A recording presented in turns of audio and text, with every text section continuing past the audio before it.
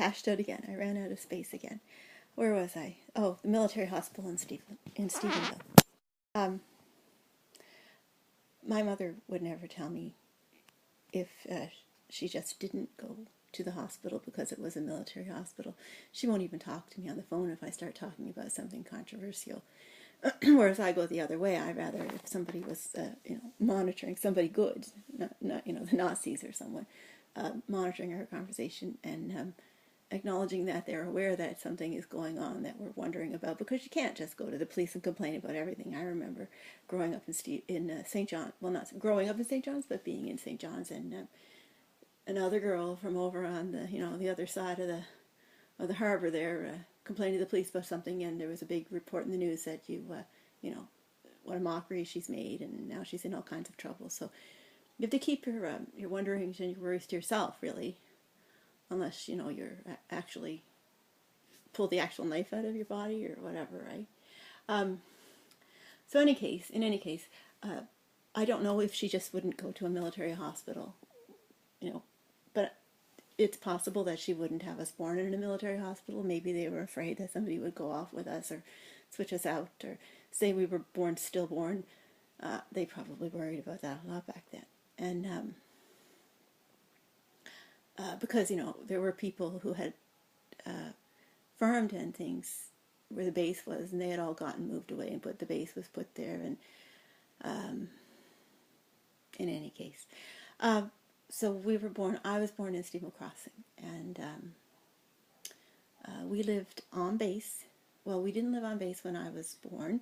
We lived in a house, I think, on St. Stephen's Street. Then we moved over to another little house, there was row houses there for a while.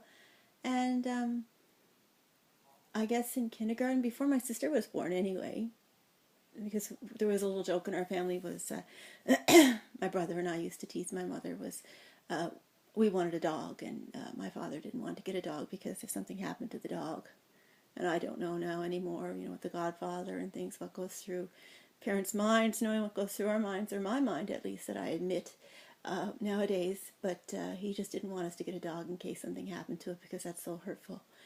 So we had my sister, and I always said the people next door, there was an RCMP officer lived next door to us at the time. We're always surrounded by the RCMP. And they had a German Shepherd. And I remember I was friends with them, and I remember when their baby was born, I made a little quilt for the baby and went up to the hospital with it. And they had a German Shepherd, and we had wanted a German Shepherd. And when my mother had my sister, well, it was, I guess, a replacement, which is a sin, especially to, have a German Shepherd. But in any case, she was born there also. And when she was born, I know at that point we were living on the base. And we attended school, W.E. Cormac Academy, and I skipped with my friends over in the parking lot. And I learned to ride. My brother pushed me down the little driveway hill right into the street, and I started to pedal and never stopped, and loved riding bike. And we lived there, attended Brownies.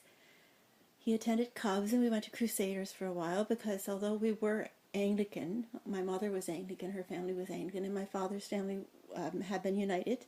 He didn't attend church much, and I'm pretty sure that we were christened in the United Church in Stephenville, but it was, as near as I remember, on the other side of town, and there was always a little bit of which church will we go to. So when we went home, we went to my grandmother's church, my grandfather's church, the big Anglican church in Robinson's. We were there almost every weekend anyway. We'd leave as soon as we got out of school on Friday. My father worked at moving companies, or owned them our whole childhood, at least in Stephenville. And he'd help out with the farm, or we'd just, spend time with my grandparents on the farm on the weekend, and we'd come back sometimes late Sunday evening, sometimes early Monday morning, and go back to school for the week.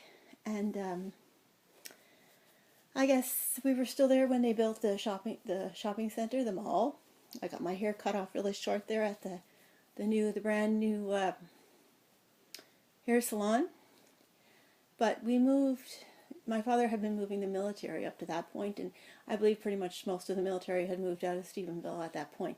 So there was not much going on in the military, in the moving business. So at that point we moved to St. John's, and we went to school.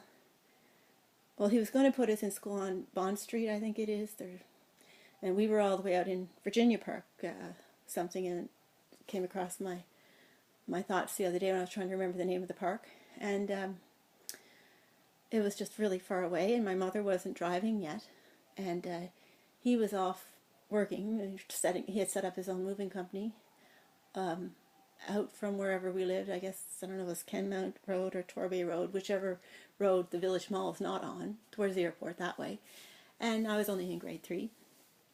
And he had friends that he had met as he was setting up his business who lived in the area, and they suggested us going to the Catholic school. So we both went to the Catholic girls' school and boys' school, St. Pius X, for a year. And the moving company just didn't take off. It didn't do well. So we moved to Gander, and he was going to set one up there in Gander. We were only there for the summer. It didn't work. He gave up the whole thing altogether. And we headed west, young man, and we moved in with my grandparents, my mother's parents, on the farm for a couple of years, and I guess he probably drew unemployment. And or I don't know for sure, we were quite young. And I attended grade 4 and grade 5 in McKay's, which is nearby, near Robinson's, where my grandparents lived, at the elementary school there, and went to church with my family, and played with friends who, well, are also relatives, distant and otherwise, who lived around on the farms nearby and the houses nearby. And my father took heavy equipment training in Stephenville. He used to drive into Stephenville every morning, which was a half an hour or an hour over a highway, and he did heavy equipment training. And we stayed in Robinson's and continued going to school, and he went to Labrador and got a job with the Iron Ore Company of Canada. And he worked there for a while until there was a strike, and he had his tenure in, I guess, or his tenure was almost in. And during the strike, he got permission, I guess, however, to come home and pick us up and move us up there. So we moved to Labrador City in May, I guess, of, I don't know if it was 1978. I was at the end of grade 5. And we signed up for AP Low at the AP Low school. And we lived in AP Low, or we lived not in AP Low, we lived in Labrador City. And he worked at the mine, driving trucks, and later working up in, I guess, a concentrator or one of those. Until he passed away, until he died in I guess, a boating accident in 1994. And my sister was there until she went away to school, and then she came back for a while, and they moved up to Ottawa, her and her boyfriend.